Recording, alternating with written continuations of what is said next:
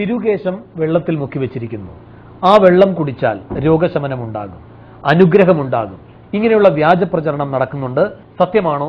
ആ നിലയിൽ പണം വസൂലാക്കുന്നുണ്ടോ? തിരുകേശം ഒരു കൊല്ലത്തിലൊരു പ്രാവശ്യം വെള്ളത്തിൽ ഇട്ട് ആ വെള്ളം കൊടുക്കും.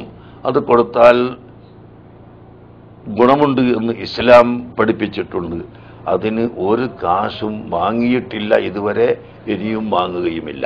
പക്ഷേ പ്രവാചകൻ തന്നെ പറഞ്ഞിട്ടുള്ളത് അദ്ദേഹത്തിന്റെ തുപ്പൽ രസം, അദ്ദേഹം അംഗശുദ്ധി വരുത്തുമ്പോഴുള്ള വെള്ളം, ഇതെല്ലാം അദ്ദേഹത്തെ ആദരിക്കുന്നവർ ഒന്നുകിൽ ദേഹത്ത് പുരട്ടുക, അല്ലെങ്കിൽ അവനവന്റെ അംഗശുദ്ധി വരുത്താൻ ഉപയോഗിക്കുക, അതിനൊക്കെ ഒരു ദിവ്യത്വം കൽപ്പിക്കുക.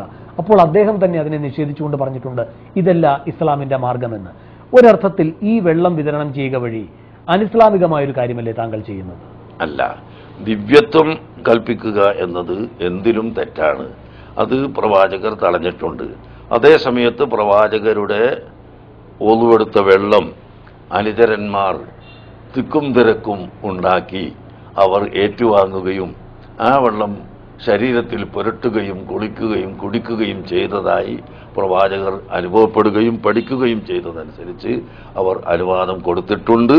പ്രവാചകന്റെ ഭാര്യ ഐഷ പോലും ഇങ്ങനെ എന്തെങ്കിലും ഒരു ദിവ്യത്വം ഉള്ളതായി മനസ്സിലാക്കി തിരുശേഷിപ്പുകൾ സൂക്ഷിക്കുകയോ ഈ വിധത്തിൽ കൈമാറുകയോ അനുഗ്രഹദായിനി എന്ന നിലയിൽ അതിന്റെ അത്തരമൊരു ഉപയോഗ സാധ്യത പറയുകയൊന്നും ചെയ്തിട്ടില്ല എന്നും പറയുന്നു. അത് ശരിയല്ല. പ്രവാചകരുടെ ഒരു ഭാര്യയാണ് ഉമ്മു സലമത്ത്.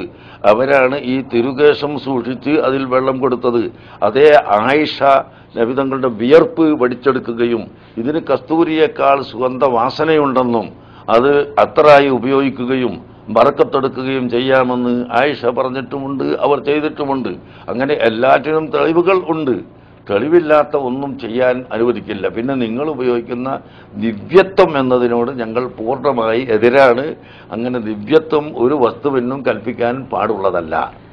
വളരെ നന്ദി ശ്രീകാന്ത്.